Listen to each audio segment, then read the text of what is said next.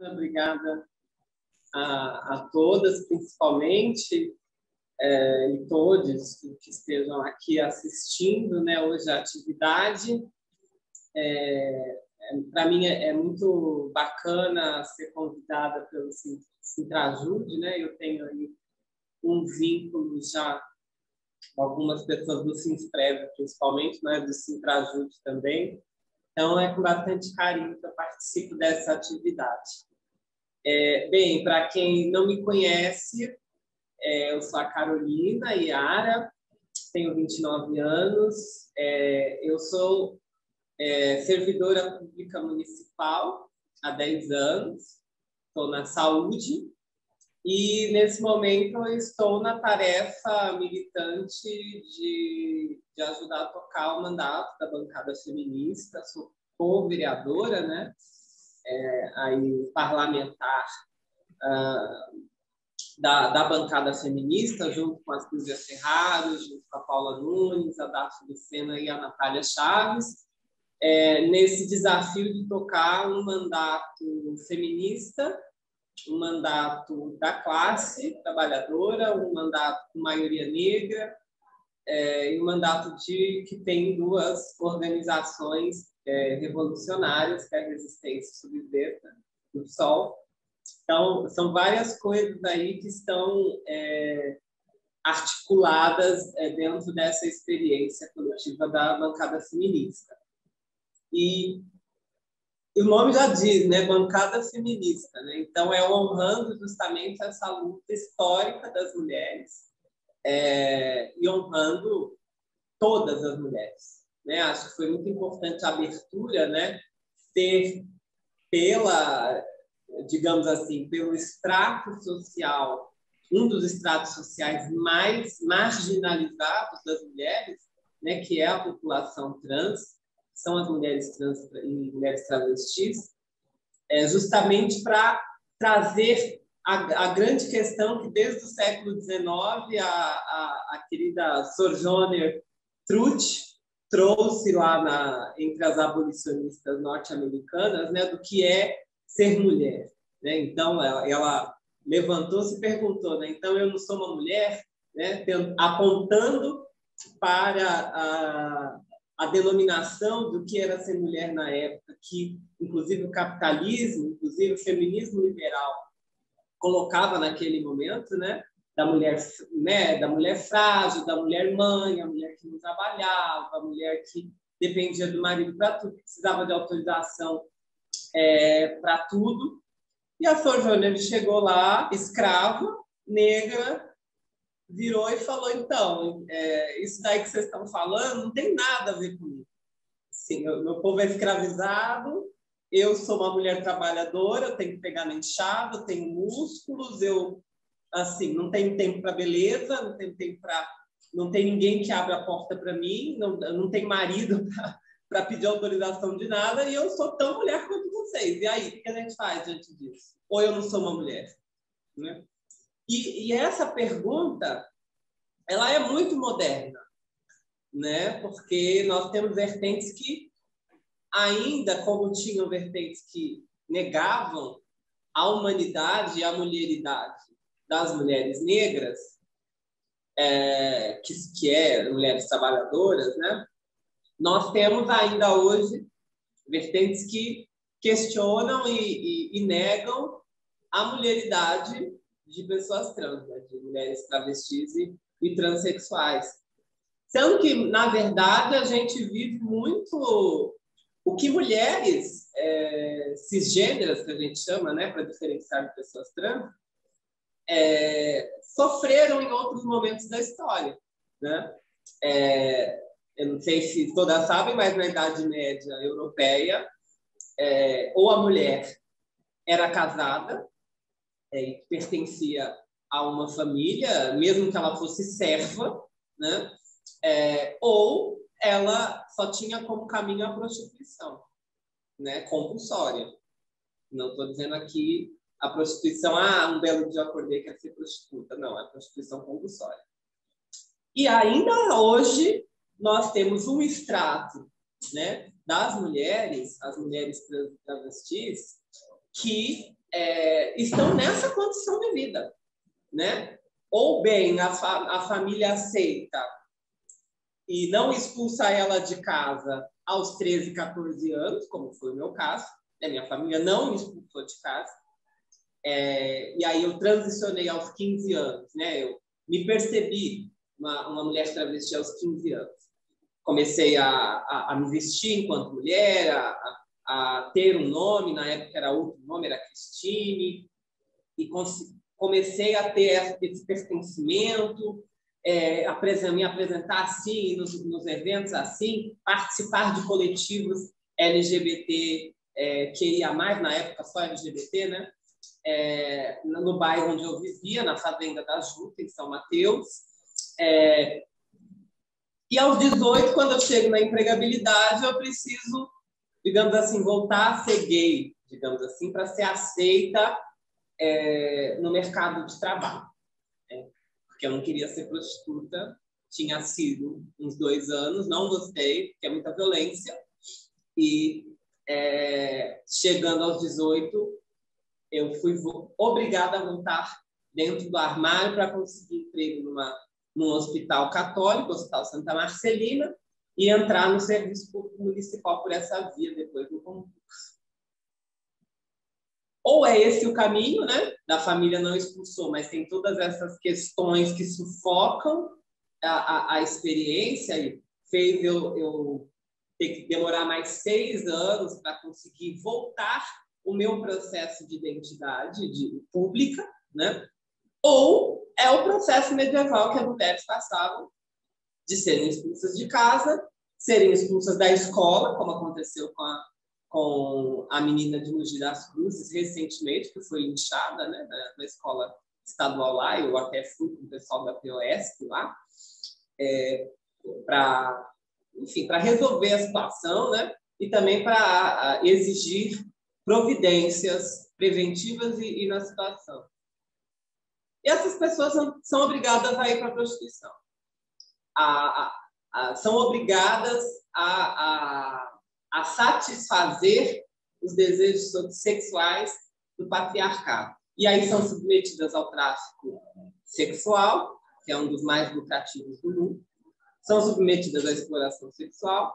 Tem a saúde sexual e física completamente negadas, né? O processo transexualizador no SUS ele é muito difícil de você conseguir. Então, elas vão para as clínicas clandestinas, elas vão para o silicone industrial, elas vão para esse circuito que é financiado por esse tráfico sexual e esse mercado sexual, né? Estamos no capitalismo, portanto, existe um mercado do sexo que acontece. E está aí na grande cidade, que é São Paulo, e em outras grandes cidades também, e tem se interiorizado cada vez mais com o turismo sexual também, como foi muito bem explicitado aí pelo Mamãe Falei, né, indo para a Ucrânia em plena guerra para fazer esse turismo sexual.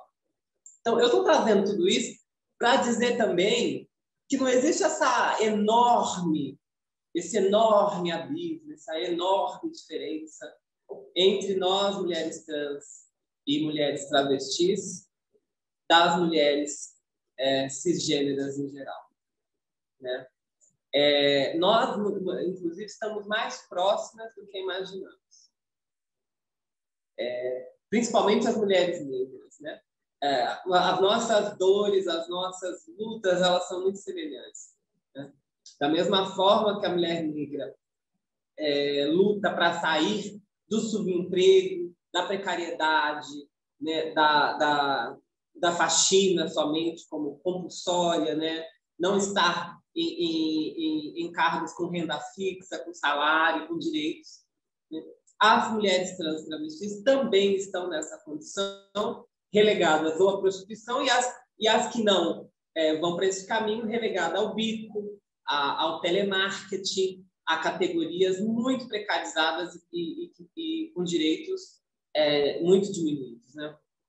Então, quando a gente fala de transfobia, quando a gente fala de mulheres negras, quando a gente fala de mulheres nós também estamos falando da luta de classes. Nós não temos como separar estas nossas lutas de autonomia do corpo, de existência, de afirmação, de liberdade. Não tem como separar do trabalho. Não tem como separar da luta de classes, porque é isso que nos atravessa diretamente. E uma luta, isso que nos diferencia do feminismo burguês, né, ou do feminismo liberal, como a gente costuma chamar, né? Porque não adianta eu ter duas mulheres trans, sei lá, que vira empresária ou que é chefe de alguma coisa, ou eu ser a primeira parlamentar intersexo, né, que nasceu com os dois sexos do país, ser uma das 30 parlamentares trans. Tá, é importante. Tem a Linda Quebrada lá no Big Brother, por exemplo. Torço por ela, sou super fã, assisto Big Brother, sou do povo, inclusive, não tem essas coisas. Mas tem limites, porque se não há uma emancipação coletiva e se não há luta coletiva, não há progresso nenhum, né? Não muda a vida, não muda a vida de verdade. E só mudou o pouco que mudou por causa das lutas coletivas, das lutas históricas, né?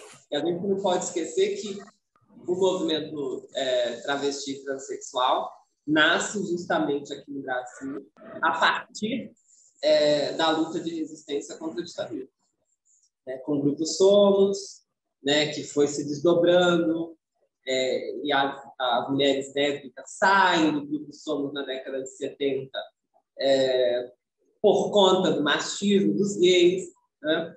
E aí logo em seguida saem as mulheres trans e travestis também por causa do machismo, e ali o princípio da então Associação de Travestis e Liberados da época, né? Então, colaborando aqui com o que foi trazido, né, de que é moda agora, essa coisa de pessoa que é queer, a pessoa que nem é homem nem mulher. Assim, na década de 70 para 80 já tinha os liberados, que eram essas pessoas que ou se montavam na nossa gíria, né, ou se arrumavam, se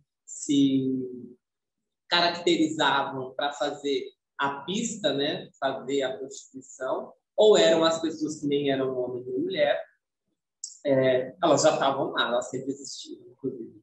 Desde 1500, a primeira pessoa a ser assassinada por extirpação, por extirpação, degolação e apresentação dos seus restos mortais ao redor de Salvador foi Chica Manicongo, em 1594, que era justamente uma cudina que veio do Congo e não era nem homem nem mulher. E exigia que se chamasse ela de Chica, a cidade inteira chamava ela de Chica, o dono, né, entre aspas, o senhorio dela, tinha ela como escrava sexual, e aí a igreja assassinou ela depois de 10 anos, depois que se escandalizou, né, depois que o Tribunal de Santo Ofício a descobriu, porque a cidade já sabia que ela existia.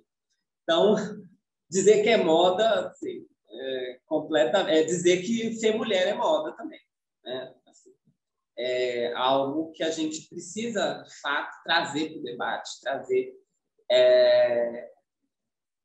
aí para a elucidação, né? E só mudou, ou seja, só foi possível que eu estivesse aqui hoje dentro de uma organização de esquerda, dentro de uma categoria organizada, sendo aceita na família, sendo uma parlamentar, um mandato coletivo. Só é possível isso hoje porque teve todas essas lutas antes, porque se constituiu a Astral com a ajuda de feministas, com a ajuda de entidades da esquerda, assim como foi com a ABGLT, Associação Brasileira de Gays, Lésbicas e Transexuais. Essa luta coletiva que tornou possível, né, a vida da comunidade LGBT e que hoje figura de 10% a 15% da população. E assim, a gente sabe que isso é uma estimativa, né, porque muita gente fica no armário, muita gente não sai, muita gente não declara, Não o IBGE, eu vi a Jerusa por aqui, que é do IBGE, ela sabe muito bem que o IBGE não faz censo sobre diversidade de gênero, sobre sexualidade, não faz pesquisa sobre isso, muito menos agora no governo Bolsonaro, não faz a PNAD contínua sobre violência doméstica sobre mulheres está sob ataque, o censo está sob ataque, então fica difícil a gente saber, né, a real, né, a realidade concreta, em números. Mas fato é de que não cresceu a existência, cresceu a visibilidade dessas pessoas. E essas pessoas começaram a lutar com quem já estava lutando organizadamente, né? E eu acho muito importante essa aliança, muito importante essa aliança entre explorados e oprimidos, entre população negra, população indígena, né? População ribeirinha, população quilombola, com as entidades tradicionais da classe trabalhadora, com os sindicatos, com as frentes, com os movimentos populares. Eu acredito que essa unidade, essa aliança, que eu considero, inclusive, estratégica, ela precisa cada vez mais florescer. E nós precisamos ser os fiadores, as fiadoras dessas lutas, né? E assim, quando a gente fala de feminismo para os 99%, né, que é o tema, inclusive, né, nós estamos falando sobre tudo isso, né? É de fato não deixar ninguém para trás, é de fato não fazer um feminismo que colabore com o 1% mais rico, com a burguesia, é fazer um feminismo transinclusivo, é fazer um feminismo que é, sim, negro como protagonista, mas que também é muito classista, que é o feminismo que vai falar da questão do aborto como um direito sexual e reprodutivo básico e que aqui no Brasil tem matado mulheres negras enlouquecidamente, mas também vai falar do genocídio da população negra, dos jovens negros na periferia, que fazem as mulheres negras enterrar seus entes queridos o tempo inteiro. Então, as duas pontas, é o direito ao próprio corpo, mas é o direito também de ter seus filhos vivos e suas filhas vivas, né? E também direito à própria saúde, porque essa mulher preta da periferia, que perdeu filho, que enterrou o marido, que criou os filhos sozinha, que, perdão da má palavra, se fudeu a vida inteira, chega aos 50 anos com problemas cardíacos, com hipertensão, com diabetes, uma série de problemas de saúde mental, e tem a expectativa de vida menor que uma mulher branca que mora em Pinheiros, rica, burguesa.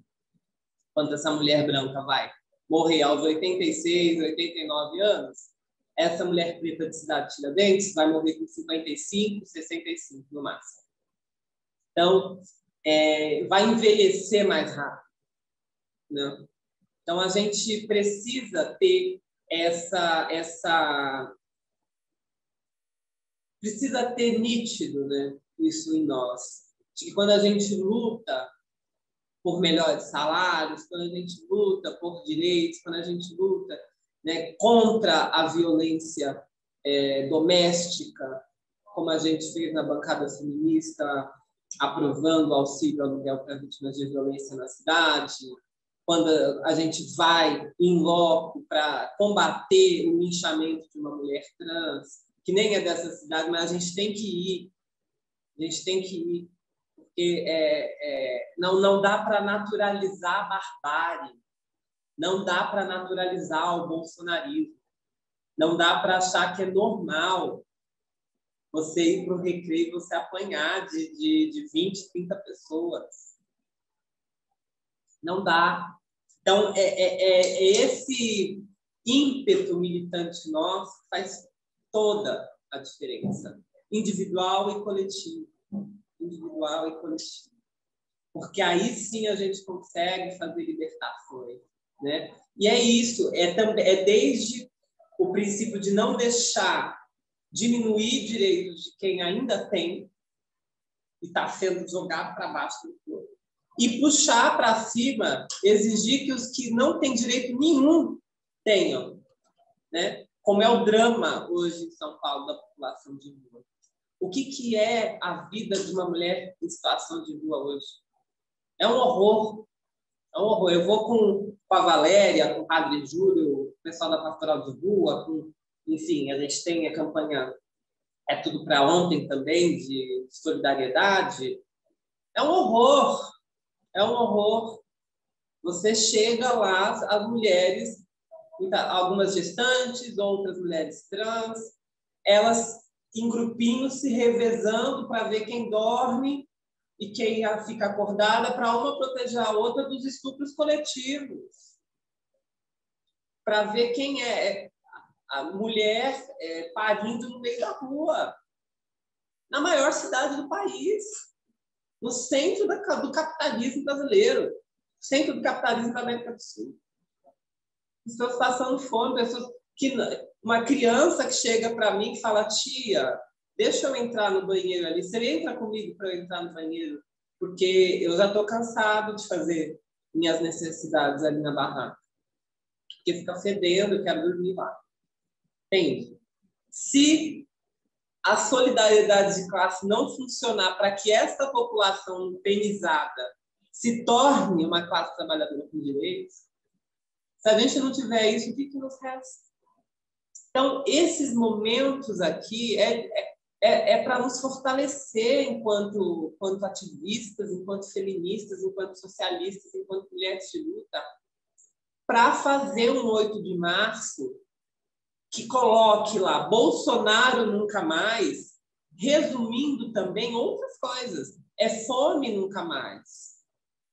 É assassinato de pessoas trans nunca mais. É feminicídio nunca mais. É genocídio da população negra nunca mais. É Jacarezinho nunca mais. É Pinheirinho nunca mais. São essas coisas que nós precisamos. E a gente faz, não estou dizendo que a gente faz. Mas a gente precisa cada vez ir mais além. Né?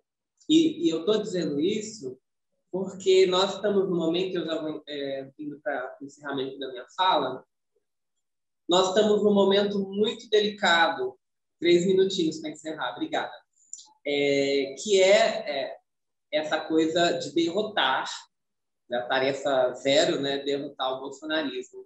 Derrotar primeiro o Bolsonaro, depois o bolsonarismo. Né? E, infelizmente, isso acabou indo só para a via eleitoral. Né? No entanto, a gente não pode cair nas armadilhas de rebaixar demais o nosso programa. Não, a gente não pode cair na armadilha de não vamos falar de aborto, não vamos falar muito de feminismo, não vamos falar muito de pessoas trans, não. Vamos focar aqui no que interessa para dialogar com a classe, não sei o quê, e eleger o Lula.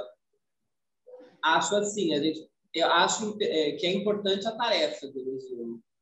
No entanto, não dá para eu chegar nas travestis ali, no Arouche, que estão no Cinemão, ou as que estão no telemarketing, e virar para ela e falar: olha, o seu risco de vida vai ter que esperar, tá bom? Então, você fica aí, quietinha, se protege, tá? Tenta não morrer. E aí a gente, depois que eleger Lula, aí a gente vê o que a gente faz com vocês. Não dá, né, gente? Não dá. Da mesma forma que não dá para chegar na periferia e falar: olha, essa coisa de assassinato, a gente está num período assim que, né, da Atena, essa galera ganhou a consciência de massas, então a gente não vai ficar batendo muito na polícia, a gente não vai ficar falando muito mal de milícia, essas coisas, porque a gente precisa ganhar a eleição. Tá bom? Aí vocês se viram aí, vocês esperam, tal, aí quando chegar 2022, a gente vê que... Não. Então, eu acho que a gente está, né, entre a cruz e a caldeirinha, e a gente precisa afirmar nosso compromisso ético de luta e tudo mais, prático, de fato não deixar ninguém para trás. E, de fato, fazer uma luta de classes consequente. né? Mesmo que seja diante do fascismo, né? Mesmo que seja diante de um momento muito difícil, né? De guerra internacional, disputas coloniais e imperialistas de lado a lado, né? É importante a gente manter isso muito firme. Concluo aqui minha fala, agradeço o espaço. Sou Mariana, então tenho 29 anos também, sou formada em Ciências Sociais pela Unicamp, Ciências do Mar pela Unifesp e atualmente estudo Pedagogia. Então, como ela já falou, eu trabalho como servidora pública no município de Olímpia, eu sou autista, sou bipolar, tenho altas habilidades de superdotação, além de ansiedade generalizada. Depois vocês vão entender por que eu estou falando isso, mas tem um motivo. Eu não sou muito acostumada a falar em público, então eu posso ficar nervosa. Se eu me mexer demais, também faz parte do autismo. Eu estou com algumas coisinhas para poder passar um pouco o estresse. Então, vamos lá. Quero começar falando, citando a lei de inclusão à pessoa com deficiência, para a gente entender o que é considerado deficiência. Considera-se pessoa com deficiência aquela que tem impedimento de longo prazo de natureza física, mental, intelectual e sensorial, o qual a interação com uma ou mais barreiras pode obstruir sua participação plena e efetiva na sociedade, em igualdade de condições com as demais pessoas. O autismo é uma deficiência psicossocial que, por valor de lei, é considerado como deficiência também. Então, a gente também encontra algumas barreiras, né? Seja do nosso pensamento rígido, nossa dificuldade social, ou outras coisas em geral, né? O foco exacerbado em algumas coisas que atrapalham a nossa vivência com a sociedade. Mas a sociedade aplicando em cima da gente, né, do que somente a gente por si só. A sociedade também nos coloca como diferentes e a gente acaba entrando em buracos piores ainda. Então, vamos lá, eu vou falar um pouco da minha vivência agora. Então, eu tive meu diagnóstico tardio, com 27 anos. Então, eu vivi a minha vida inteira não me encaixando em lugar nenhum, sendo dada como estranha, diferente, como se nada eu me sentia à vontade, né? O barulho era ruim, a luz era ruim, mas eu achava que isso tudo era normal. Quando eu descobri o diagnóstico, por exemplo, eu descobri que ninguém olha para a luz e tem choque, e tem coisa. Eu descobri que isso não era comum, não era normal. Então, foram coisas que foram diferentes. E o autismo é difícil o diagnóstico, né? Eu tive diagnóstico tardio, porque ele ainda é muito masculino. Os sintomas que eles diagnosticam é muito em cima daquele estereótipo do menino que enfilera carrinho, que se mexe, mas em mulheres o autismo é mais sutil. Então, a mulher mesmo, ela tem um cérebro um pouco mais social. Então, a gente aprende a mascarar o autismo muito mais cedo. Então, a gente aprende aquele negócio, senta direito, pega, faz isso. A gente é muito mais levado ordens do que o menino. Então, a gente aprende a esconder algumas coisas que são mais diferentes. Então, por isso, o diagnóstico tardio é muito comum entre mulheres. Até hoje, né, de cada 3 pessoas, de cada 3 meninos, uma mulher é diagnosticada com autismo. Já foi muito maior, né, porque ele era dado como um transtorno predominantemente masculino. Então, hoje, cada vez mais está diminuindo e a tendência, né, é ficar pareado. E lembrando que há um subdiagnóstico de pessoas negras, trans e não binárias. Também há um subdiagnóstico aí pelo falta de acesso a médicos dessas pessoas e a necessidade que elas têm de mascarar mais ainda do que nós, mulheres brancas. Então, a minha vivência como mulher foi muito diferente. Da parte, entre outras autistas, a situação é bem parecida. Entre outras mulheres, é bem diferente. Eu não tinha interesse em nada que era do universo feminino. Então, eu tive sempre amigos homens. Eu preferia ficar sozinha. eu fui usando algumas coisas, por exemplo, maquiagem forçada, aí virou um hábito, aí eu demorei para tirar esse hábito que eu não precisava, não me deixava à vontade, mas eu me obrigava a fazer, porque era a necessidade de entrar. Minhas habilidades de comunicação recíproca sempre foram um problema. Ou eu falava demais ou eu falava de menos. Então, isso eu nunca consegui um meio termo. E aí também, quando eu estava muito ansiosa, muito feliz, aí já era mal visto, que eu já era uma menina muito barulhenta. Se eu estava muito calma, eu estava muito calma. Eu nunca tinha um meio termo. Além da falta do tato social, né, não entendendo piadas, ou sendo muito formal, ou falar o que não podia, né, também me dava uma imagem de inocente, de boba. Então, isso também foi um certo problema na minha vivência como mulher, né? Agora eu vou falar um pouco do capacitismo mesmo. O capacitismo é toda e qualquer forma de discriminação com a pessoa com deficiência. A discussão é recente, né? Cada vez estão sendo mais abrangidos, então por isso que é importante esse espaço, que a gente possa estar discutindo isso. Às vezes as pessoas são capacitistas sem muita intenção, por ainda falta de educação mesmo. Por exemplo, o termo retardado. Retardado é um diagnóstico antigo, né, de deficiência intelectual. Então, você não pode, né? O termo surdo-mudo, aleijado, todos esses termos são capacitistas, não são mais, e a gente espera que não sejam mais utilizados a longo prazo. Nos últimos anos, né, a gente teve... primeiro. A discriminação, né, já começa em algumas coisas bem cedo, né, com as matrículas negadas, os tratamentos negados por planos de saúde e as filas quilométricas do SUS. Nos últimos anos, né, principalmente nesse último governo, houve um aumento de pessoas, de crianças matriculadas em escolas especializadas. O porquê isso é ruim? Porque isso gera segregação. A gente tira a chance das crianças típicas conviverem com a diferença, conviverem com a deficiência e a gente ter uma chance de conviver com eles também. Então, isso é um problema. E, às vezes, o capacitismo também vem de um falso elogio. É muito comum as mulheres autistas receberem: nossa, você nem tem cara de autista. Não... Quando eu recebo isso, eu falo, eu não sei o que responder. Por exemplo, essa pessoa conheceu todos os autistas do mundo? Conheceu para saber qual é a cara? Porque o transtorno não tem uma cara.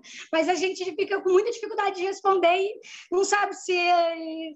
Porque a intenção da pessoa é um elogio. Tipo, então, é complicado. Porque alguns transtornos têm uma imagem muito feita da mídia, né? Seja nos filmes, seja nas novelas, tem uma expectativa do que é a deficiência, e aí a hora que dá de cara com a deficiência real, vê que não é aquilo, né? Como uma forma de autoafirmação, né, e mostrar que a gente existe, nos últimos tempos, principalmente os mais jovens, põe na biografia das redes sociais os diagnósticos. Por isso que eu falei os meus diagnósticos. É uma forma de mostrar resistência, né, que a gente não tem como mudar, eu não tenho como deixar de ser autista. Eu tenho só que aceitar que ele faz parte de mim, abraçar ele e me autoafirmar como ele, para eu conseguir meus direitos como ele. Então, por isso é importante, às vezes, se você olhar alguém com diagnóstico no perfil, essa pessoa está fazendo uma forma de resistência, mesmo que possa parecer pequena, né, que pouca gente vai dar atenção, mas é uma forma também. Então, no mercado de trabalho, a gente passa pelo capacitismo, seja as poucas vagas PCDs, seja nos ambientes de trabalho que negam as adaptações.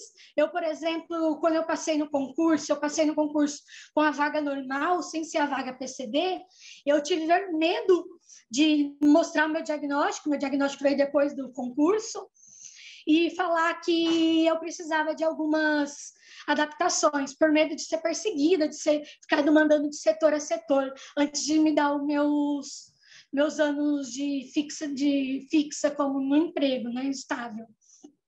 Então, o que eu faço para conseguir sobreviver ao serviço? Eu uso fones na maior parte do tempo, eu falo menos com as pessoas, a minha mesa não tem muita luz, eu levo extintores para ficar apertando. E aí... Mas, em si, essa informação não chega ao ponto da quantidade de PCDs que não estão empregados. Na verdade, a gente não consegue chegar ao mercado de trabalho de nenhuma forma. Seja, algumas vagas, por exemplo, colocam que tipo de deficiência elas querem. Então, elas não são abertas para todos os tipos de deficientes, pelo menos ali naquele cenário, terem uma igualdade de possibilidades. Eles escolhem, por exemplo, tem muitas vagas para surdo, tem muitas vagas para síndrome de Down, mas para as outras deficiências dificilmente tem a vaga específica, né? E é isso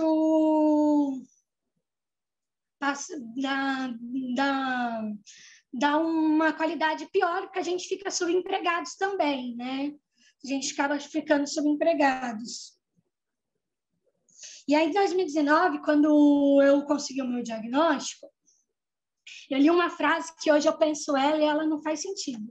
E ela diz assim, que autistas só conseguiam trabalhar se eles fossem servidores públicos ou se eles fossem o dono do negócio. Né? Hoje em dia é meio capacitista pensar, né?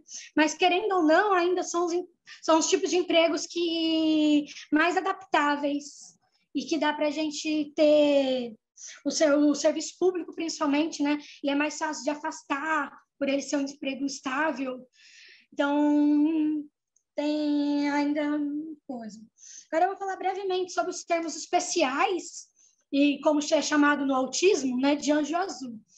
Esses termos tiram a nossa humanidade, né? Nos infantilizam, nos colocam como eternas crianças que precisam de cuidado a vida inteira, mesmo que a dependência seja grande, aquela pessoa ainda é um adulto, ela precisa ser tratada como adulto. E esses termos tiram um pouco essa nossa humanidade. A deficiência nos torna especiais. Não é aquela coisa de que somos inspirações, né? Se não fosse outra pessoa, eu não daria conta de viver na sua vida. Eu não faço nada. Se você fosse eu, você também iria se adaptar, iria viver como toda pessoa. Toda deficiência, a gente se adapta. E aí, quando eles fazem esse sensacionalismo, né, de que somos enviados de Deus, é difícil ser nós, e tudo mais, eles estão sendo capacitistas de alguma forma, né? Não estão nos vendo como iguais, estão nos vendo como diferentes a esse ponto. Se tiver com medo de soar capacitista, pense na pessoa pela capacidade dela, nas suas potencialidades, e não no que ela precisa de ajuda. E se você quiser oferecer ajuda, pergunta para a pessoa, eu posso te ajudar? Precisa de alguma coisa? Não vai fazendo, porque normalmente, quando você vê uma pessoa, às vezes a pessoa cega está atravessando a rua, ela sabe atravessar sozinha, ela não precisa de ajuda, mas aí vem gente pegando no braço. Você não faz isso. Você não faz isso. Você pergunta para a pessoa, você precisa, você quer ajuda? Então, você vai, a partir daí, você vai fazendo, né? Cada PCD precisa de adaptações diferentes. E tais adaptações são direitos e não favores. Então, precisar de adaptações não é algo negativo, não é algo que nos faz menos de novo. Precisar de adaptações, seja um abafador de som, seja um óculos escuro, ou seja uma prótese, um óculos com mais grau, ou um aparelho auditivo, nada dessas adaptações vão mudar quem somos, vai mudar a nossa capacidades, só vão potencializar que essas capacidades possam ficar melhores, né? Falando um pouco de Estado agora, né, a gente tem uma política que chama BPC, que daria um salário mínimo para a pessoa com deficiência. Mas essa política pública funciona só no papel, porque a fila dela é enorme, né? Porque mesmo que seja na fila, quando você passa pelo médico da perícia, é difícil ele te dar que você é deficiente. que você tem uma deficiência. Então, a gente mesmo com autismo, principalmente o autismo nível 1 de suporte, que é o meu caso, é muito difícil conseguir, porque eles falam, você tem capacidade de trabalhar, sai daqui, vai procurar um emprego, você que está de corpo mole. E aí isso causa uma crise maior, né? Porque a gente já não tem emprego, a gente já não tem a política pública do Estado. Então, vai um problema levando ao outro, e né, a gente tem falta de política pública para quando o cuidador morre. Né? Então, a gente chama de cuidador, né? Os pais ou quem for se responsabilizar em cuidar da pessoa com deficiência. E normalmente, no Brasil, depois que essa pessoa morre, não tem nada que ajude ela. Ela não tem, por exemplo, em alguns países fora do Brasil, não, isso foi redundante, tem casas públicas, né, que a assistente social vai lá ver como estão essas pessoas. E no Brasil não tem isso. Então, se eu não tivesse empregada, a hora que eu morresse, se eu não conseguisse entrar no concurso público, porque eu não passo entrevista, porque eu fico me mexendo, fico parecendo nervosa, então eu iria ficar à mercê. E é o que acontece a muitos com deficiência por aí, e com a mercê do Estado, né? Agora eu vou falar rapidamente sobre ser mulher e capacitismo, né? As mulheres com deficiência são mais vulneráveis a assédios sexuais que mulheres típicas. Uma pessoa com deficiência é 4 vezes mais propensa a sofrer violência sexual. E conforme aponta pesquisas mais recentes, mulheres autistas têm 3 vezes, têm um risco triplicado de sofrer abusos na infância. Então, o nosso fato de tato social, às vezes a gente passa por situações complicadas. Eu vou falar um pouco da minha experiência, né? Minha identidade é assexual, mas em festas, principalmente com bebidas, onde os homens ficavam fazendo muita pressão e eu acabava beijando, ficando, fazendo sexo, que seja, forçada, por questão por não conseguir dizer não, de não conseguir me defender. E na época ninguém via que eu não conseguia me defender e achava que eu estava bem, mas eu não estava bem, eu não conseguia dizer que eu estava ruim, nem conseguia falar disso para as outras pessoas. Então isso é uma forma de violência. Eu sei que muitas já passaram por coisas piores. Falando com outras autistas, né, principalmente as héteros, muitas delas já passaram por relacionamento abusivo. De novo, para essa falta de tato social, de déficit nessa parte social, e autoestima muito baixa, né, levando em conta que o mundo faz a gente se sentir pior, menor do que a gente é, e aí elas acabam entrando em relacionamentos abusivos. E algumas histórias são bem chocantes de mulheres mulheres autistas que sofreram muito. E até homens autistas já falaram que passaram por relacionamento abusivo com mulheres. Então, é um pouco da própria deficiência que deixa a gente um pouco à mercê quando a gente vai para esse mundo. Durante muitos anos foi aceito a esterilização compulsória de pessoas com deficiência. No Brasil se fazia nos manicômios, eles internavam as pessoas com deficiência e a hora que elas entravam eles já faziam a esterilização. Até hoje, quando uma mulher com deficiência quer ter filhos, ela se depara com o machismo e com o capacitismo. Já viram para ela, se você não cuida nem de si própria, você vai cuidar de outra vida, como se o marido não fosse fazer parte da convivência, do tratar do filho. Então, muitas delas, principalmente as que postam nas redes sociais, ganham muitas críticas por terem escolhido ter tido filhos. E as mães de criança, mães típicas, mães sem deficiência, que têm filhos com deficiência, em 80% são abandonadas pelos parceiros, porque elas acabam vivendo só pela criança, E além delas conviverem com a culpa de terem seus filhos com deficiência, elas têm apoio nenhum do Estado, Sempre a gente tem casos de mães que cometem suicídio, porque elas entram em depressões muito grandes com a falta de estrutura que elas se deparam e acabam deixando as crianças sozinhas. Então, eu vou já indo concluindo. Eu falei um pouquinho de cada coisa, não foi muito aprofundado, mas a ideia é trazer vários pontos de o que torna a nossa vivência única, né? A necessidade de estar em espaços discutindo a vivência de tais mulheres, que muitas vezes nem como mulheres são vistas, mas como fardos. Então, a gente tem... Isso é muito comum de ter a nossa feminilidade excluída, né? Por não viver... por não viver com igual o que é esperado das mulheres. Então, o movimento de mulheres está aos poucos reconhecendo a nossa causa, né? Então, a gente está sendo incluída a nossa vivência diferente. E o movimento PCD utiliza muito na internet, pela dificuldade de locomoção de muitos, pela dificuldade de comunicação de outros. A gente utiliza muito a internet, fazendo perfis nas redes sociais, postando textos.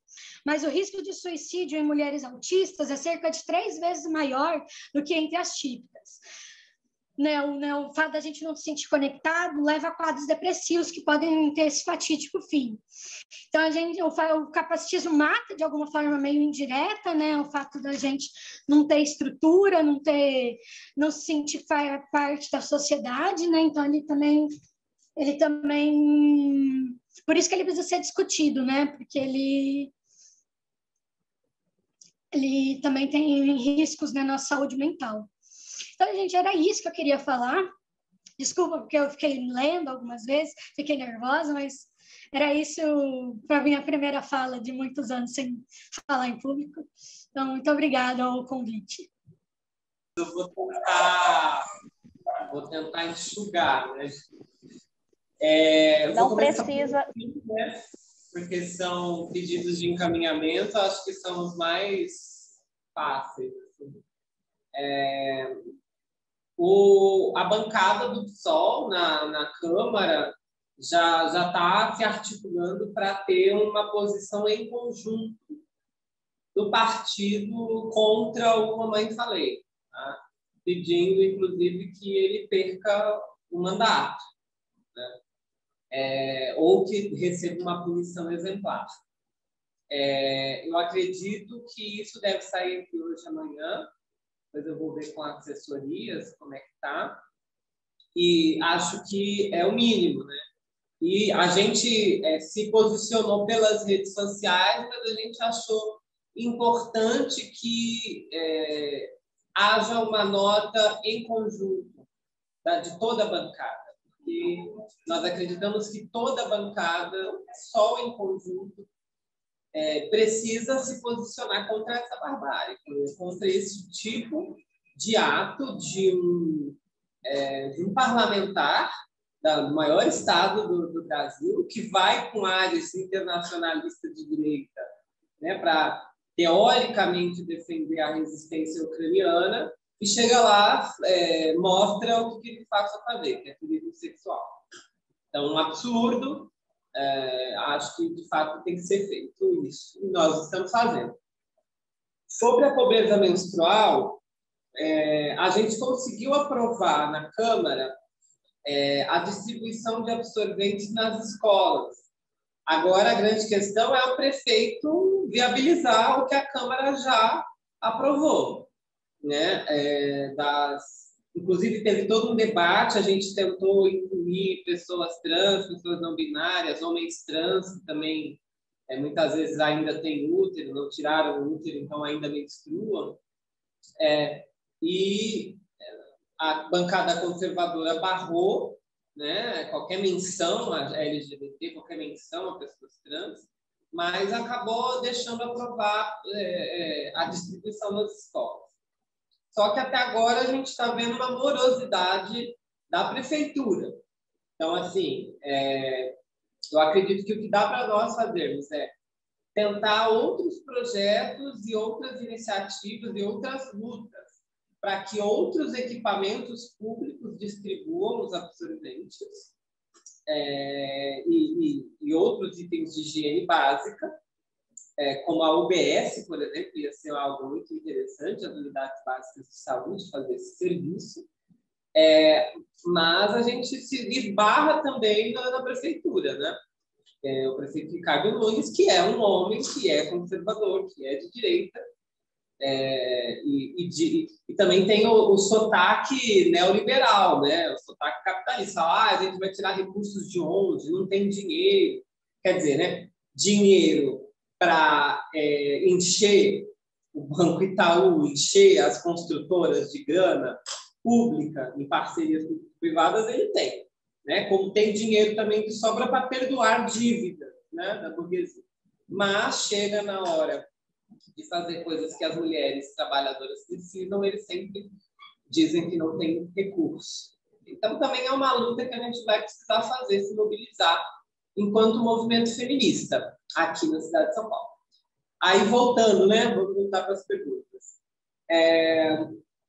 A primeira, salvo engano, né, eu estou aqui indo pela minha memória, da questão de Mogi das Cruzes, né? Eu fui lá, aliás, quem esteve à frente do processo, digamos assim, parlamentar e político, foi Érica Malunguinho, deputada, e eu, pela bancada feminista, fui até lá com o camarada da Resistência, que é da POF, o Richard, e nós fomos até Mogi das Cruzes. Nos encontramos lá também com a vereadora Inês Paz, que é a vereadora de Mogi, pelo PSOL, que também nos ajudou bastante a tentar. Primeiro, uma reunião com a diretoria do ensino, com a escola, né? E com a própria Secretaria de Educação. Depois acabou tendo acesso à chefia de gabinete, assim, às pastas da Secretaria, mas também só teve tudo isso porque teve muito barulho antes, né? Porque o tweet que eu dei, um dos primeiros tweets sobre o assunto, né? Coloquei no meu Twitter, rendeu 26 mil compartilhamentos e curtidas e virou um assunto, e as pessoas começaram a se mobilizar, começaram a bater muito na Secretaria de Educação e começou a ter protesto. A gente foi protestar na frente da diretoria de ensino de Mogi das Cruzes para sermos recebidos pela dirigente de lá, a Estela. E o que dá para perceber é que Mogi das Cruzes é uma cidade super conservadora, mais conservadora do que São Paulo até, e não fala de educação sexual e de gênero. Então, enquanto a gente não tiver também uma educação pública que fale sobre a igualdade de gênero, que fale sobre a sexualidade, que fale sobre o que é ser mulher, o que é ser homem, o que é o estupro, o que é a violência sexual, enfim, o que é o corpo, o que é o desejo. Enquanto a gente não tiver isso, a gente vai passar por esse tipo de situação, né? Agora, tem formas de tentar articular com os movimentos estudantis, os grêmios, tem formas de tentar articular com os professores, com os docentes, a gestão, via de regra. Assim, claro, tem gestores que são, né, democráticos, que são freianos, que têm um pensamento mais de inclusão da comunidade que está em torno da escola, mas, ultimamente, a gente tem percebido que os prefeitos e governador também têm optado por colocar gente da sua confiança ou da sua periferia política na gestão escolar, né?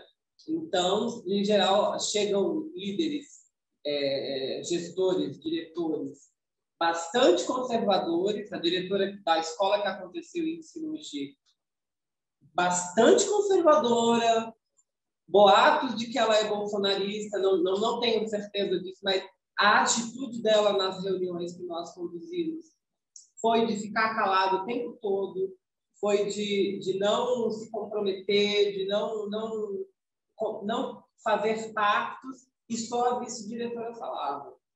Então, assim, a gente tem um grande problema na mão, assim, que ao mesmo tempo como que a gente faz para fazer para ser possível a pessoa trans, a menina trans, o menino trans, ou o menino gay, o menino gordo, também acontece muito com isso, não na mesma proporção, claro, mas como que a gente faz com que essas pessoas possam continuar na escola, principalmente a população trans, e não seja expulsa. Porque o que aconteceu lá com a menina, gente, ela foi expulsa da escola. Como é que ela vai voltar para aquela escola? Ela está tendo aula em casa. Ela não vai voltar para a escola. Ela está online. Assim, ela foi expulsa da escola. Como que a gente evita que essa pessoa seja expulsa da escola para não cair na rede de tráfico sexual, tráfico humano, né? Porque a gente não tem um trabalho sexual regulamentado no Brasil, não tem vigilância, não tem... É uma terra sem lei ainda. Então, como que a gente faz com que essas pessoas não caiam nessa rede?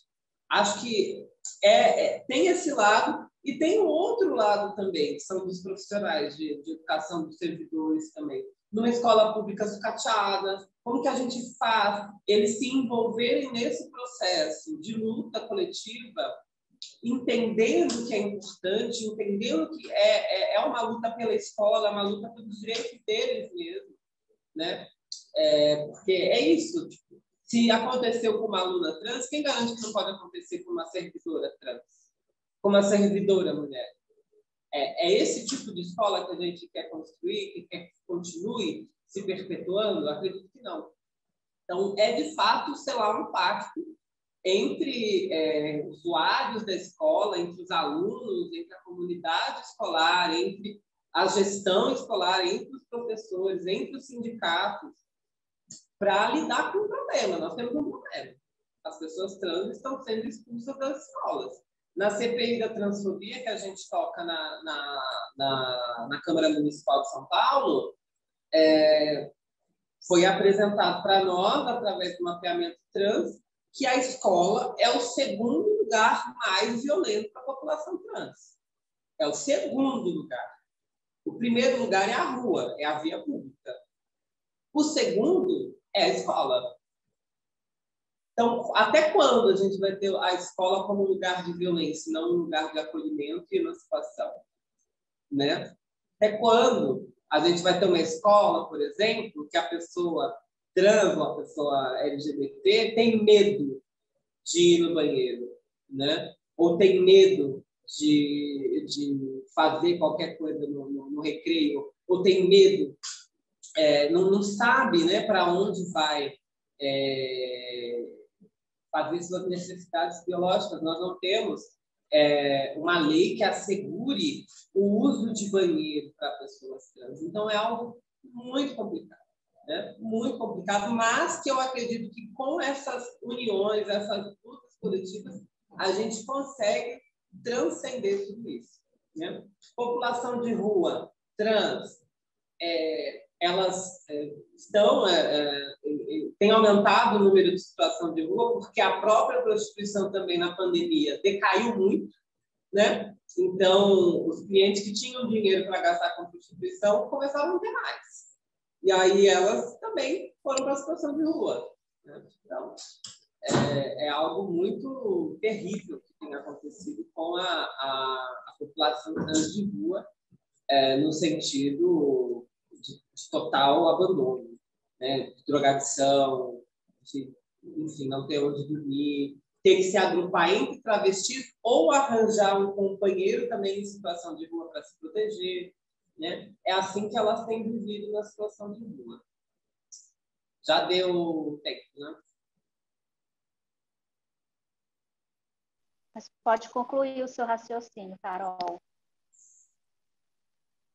Certo. Se quiser fechar, pode fechar.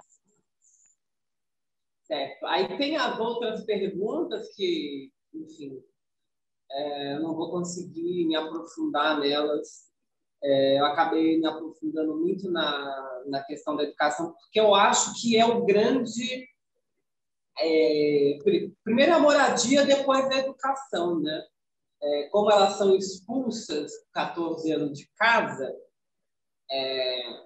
então, eu falo elas porque é a realidade mesmo muito das mulheres trans e travestis. Homens trans vão ter outras particularidades, vão transicionar mais tarde, vão sofrer outras questões também muito ruins, né? Mas tem uma outra realidade.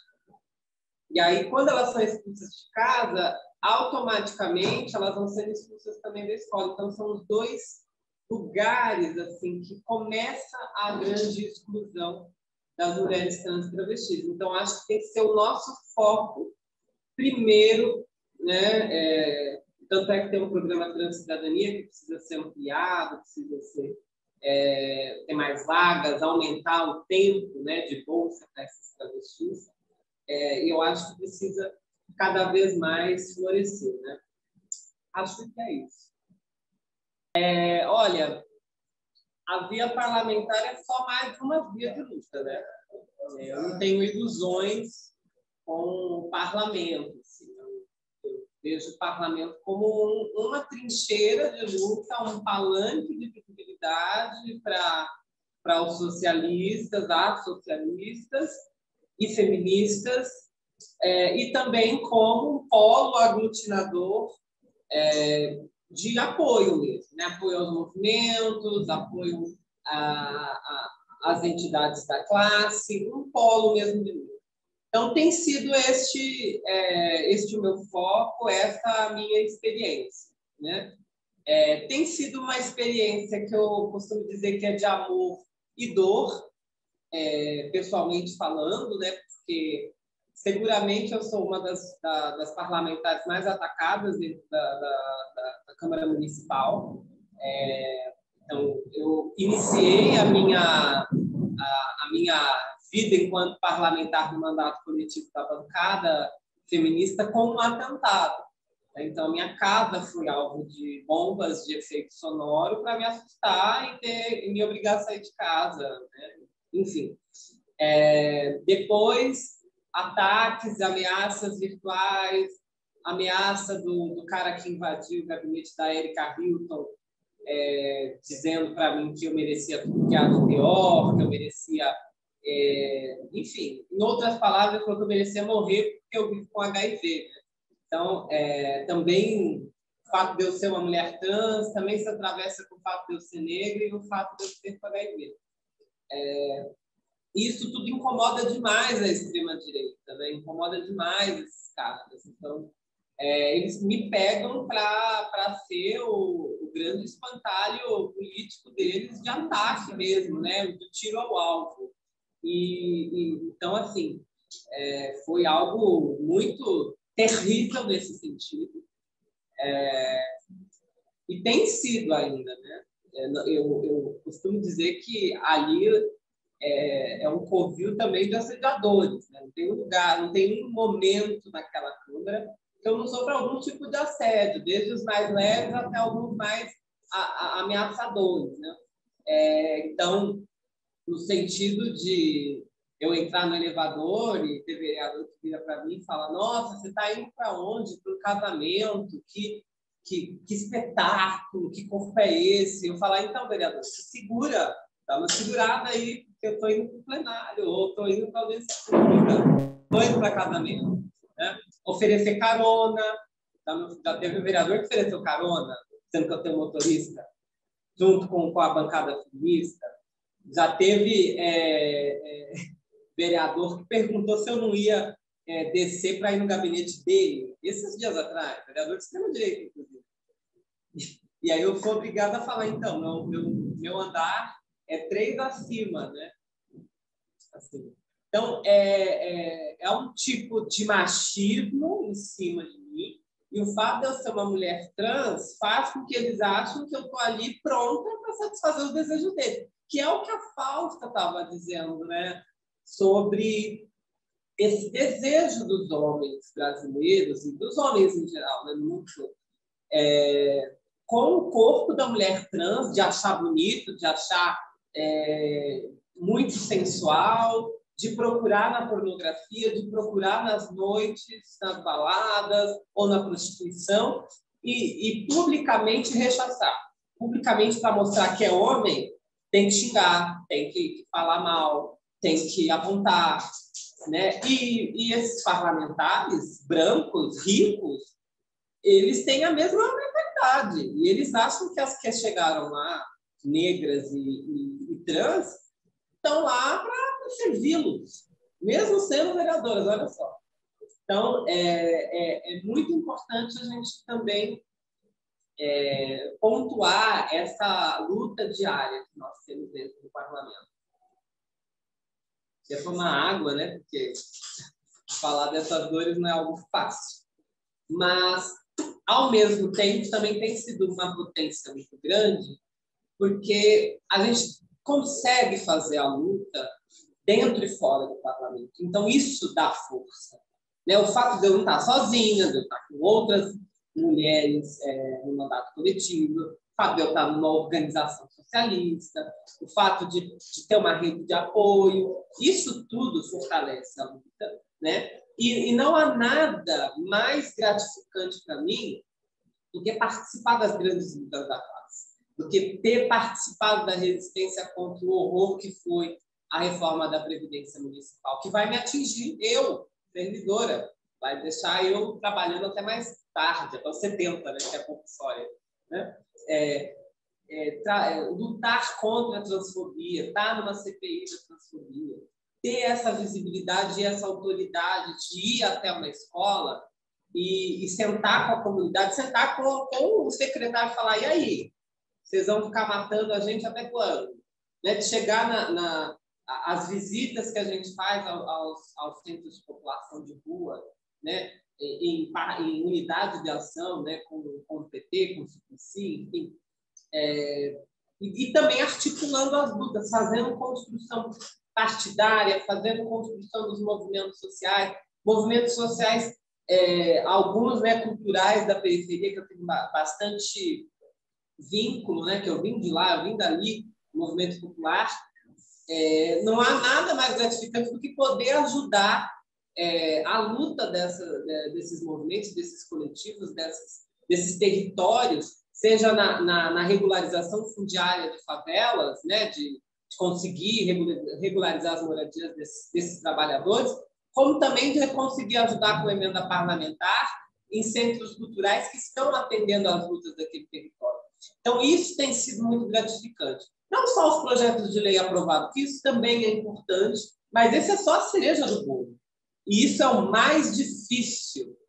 Isso é o mais difícil, inclusive, conseguir aprovar os projetos de lei. Né?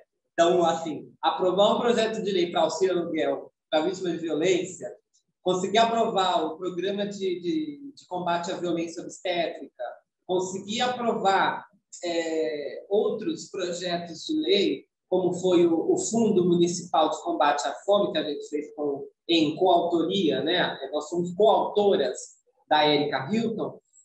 Isso foi, assim, uma puta de uma vitória, né? E muito esforço, muito sangue. Só que tem muita coisa que não vai passar na lei. E aí, como é que você faz? Você tem que usar os outros mecanismos que o parlamento atribui para você fortalecer a luta. Né? Tendo fé na luta. Tendo fé na luta de classe. Eu tenho fé na luta de classe. Eu sou religiosa, sou do candomblé, mas tenho mais fé ainda na luta de classe. E acho que é importante essa expansão que nós estamos pretendendo da bancada feminista, no sentido de ir para outra esfera. Né? Então, nós já somos pré-candidatas, vai ter o anúncio ainda, e de qual esfera que nós vamos concorrer nessa eleição, se estadual ou federal, mas acredito que esse movimento de ocupar a política através das mulheres, né, e através do feminismo para os 99%, ele precisa se ampliar cada vez mais. E eu empresto aí meu corpo, minha existência, minha história para esse projeto. Obrigada, gente. Agora eu vou precisar sair mesmo. A chefe também. Obrigada, Mariana, por sua contribuição. Eu tenho um irmão autista, eu já estava aqui, cabeça, mil coisas, assim, já tive aquela explosão na cabeça. E de várias coisas que eu já faço e várias coisas que eu preciso fazer. Então, obrigada. Um beijo. Vamos lá. Vamos lá, tem muita coisa importante, muita coisa. 10 a 15 minutos, do que você achar suficiente, tá? Tá. Então, de estimular a participação. É a mesma coisa como a gente estimula a participação do próprio trabalhador a entrar na luta. A gente tem vários trabalhadores que estão contra a gente, que estão na direita. Então, como você vai falar? Você vai chamar ele para a luta. Do mesmo jeito, você vai chamar o PCD para a luta. Se ele não tem noção da importância da identidade dele, se ele não tem isso como importância, como ele vai entender que ele precisa mudar o mundo para o mundo melhorar para ele? Porque em cima do capitalismo, dificilmente vai modificar a nossa luta, porque, de novo, ele sucateia uma parcela da população, porque o SUS não tem investimento. Se não tem investimento, a gente não tem diagnóstico, a gente não tem tratamento, a gente não tem terapia. Então, a nossa vida só melhoraria num outro sistema. Não tenho a mínima ideia de... A gente melhora para amenizar. As nossas lutas são para amenizar, né? Mas como a gente estimula, não tem como a gente estimular. Pensar em alguma coisa. A gente tem que esperar que a pessoa tenha um próprio desenvolvimento como pessoa para poder ver que ela é importante na luta, independente do jeito que ela for lutar. Se ela só for lutar na internet, se ela consegue ir até o ato, se ela consegue ir na urna, em todos os aspectos que a gente faz luta em geral. Aposentadoria especial, eu não sei nada sobre, sou muito leiga, nem teria que pesquisar para saber melhor sobre ela, saber onde ela entra. Eu teria que ir atrás. Então, falar um pouco mais sobre a minha vivência, né? Então, quando a gente fala que a gente é autista, pelo menos a pessoa vai olhar para a gente, tem chance dela ter um pouco de paciência com a nossa dificuldade, né?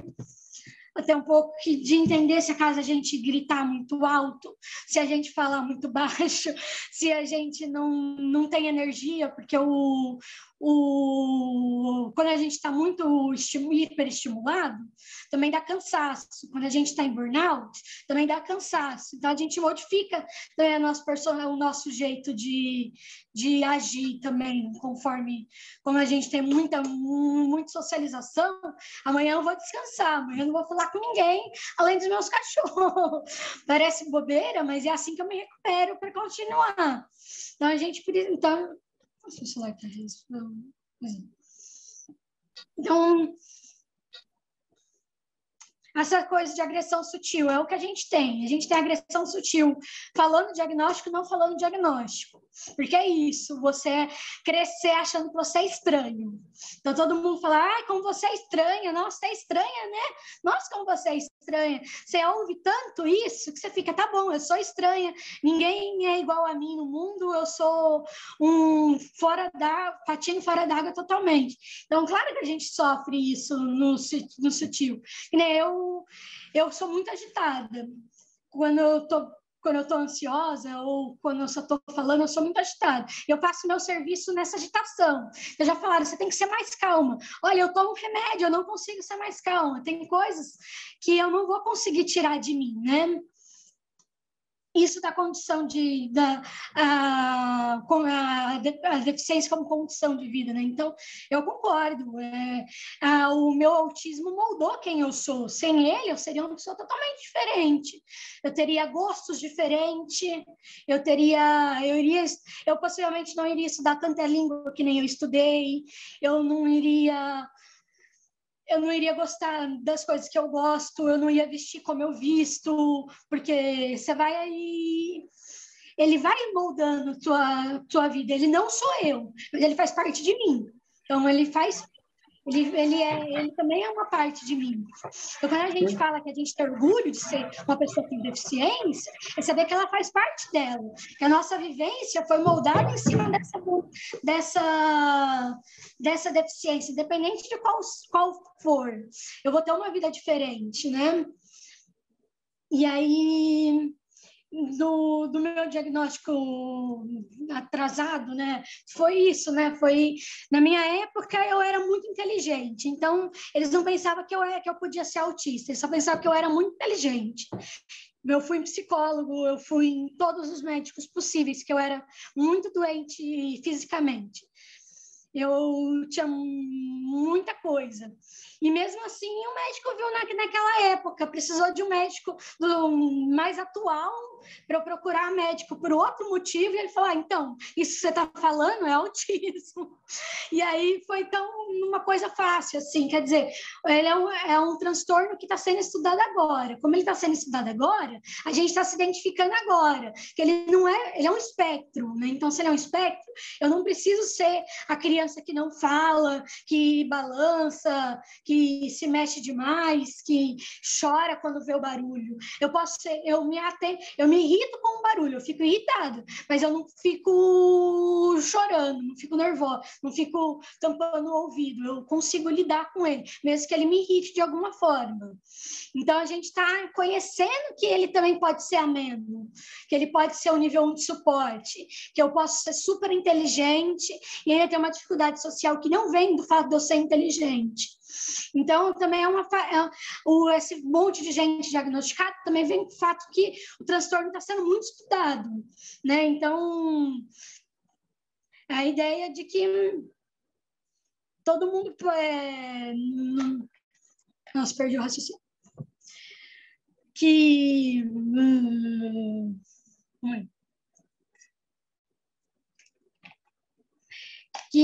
conforme a gente vai mais estudando outros transtornos, a gente também vai descobrir, né? O cérebro é diverso, então é comum o cérebro poder ter uma formação diferente, né? O autismo não deixa de ser um jeito do cérebro funcionar diferente. Então, conforme mais estudado, mais pessoas vão ser diagnosticadas, né? Por isso que a gente tem a noção de que parece comum, né? Mas não era comum 10 anos atrás, é comum agora, né? E mais gente está sendo subdiagnosticada. Na comunidade internacional, lá nos Estados Unidos, onde o acesso a médico é muito difícil, as pessoas se autodiagnosticam como autista. E dentro do movimento autista, isso é normal. Tem sérias problemáticas, né, de como assim eu tenho os transtornos sem o médico falar, mas eles alegam que eles não têm acesso a medicamentos. No Brasil não tem esse costume porque a gente tem o SUS. Então demora, mas a gente passa por um médico em algum momento. Mas ainda tem... Eu só vou agradecer a todo mundo aos elogios. Muito obrigada por terem gostado tanto, por terem participado e feito perguntas. Acho que é isso, né? Faz pauta do sindicato também, porque vocês têm pessoas PCDs. Então, como entender o que elas precisam, né?